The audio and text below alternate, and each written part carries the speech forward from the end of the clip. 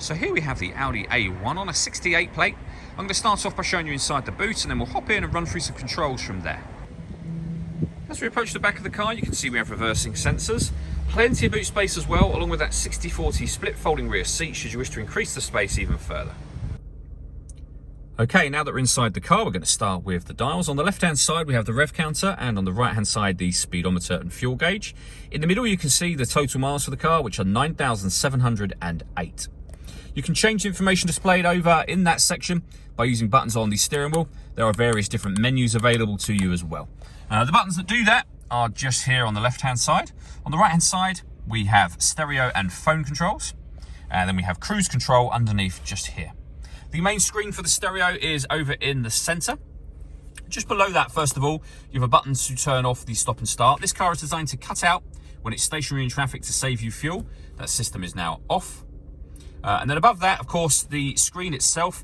All of the controls for the screen can be found down here. So this dial and the collection of buttons that surround it, or you can access certain menus directly from here. So you could, for example, enter the satellite navigation off of here. We'll go back to the main menu and do everything off of the dial. So turning the dial will take you to things like, for example, radio, where you can then access any stations you've saved. You can see that you've got DAB, FM, and medium wave radio. All of this is done using those buttons down at the bottom. You can go back to the main menu. You can access media, which is where you'll listen to your own music.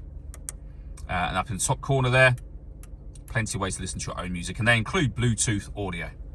Working our way down, we have the CD player, a couple of SD memory card slots as well for music, the main volume for the stereo, and then air conditioning. So you can adjust the temperature, the fan speed, and the direction of the air. That button turns the air conditioning on. You can see it's on now, and off again, of course. You can recirculate the air that's in the car. That's a great way of heating it up or cooling it down quickly depending on the temperature you've set. Then beneath that, we can turn off the traction control, and that button will shut down the screen if you find that it's and then we've got the rear heated screen just there as well. And then finally, a 5-speed manual gearbox.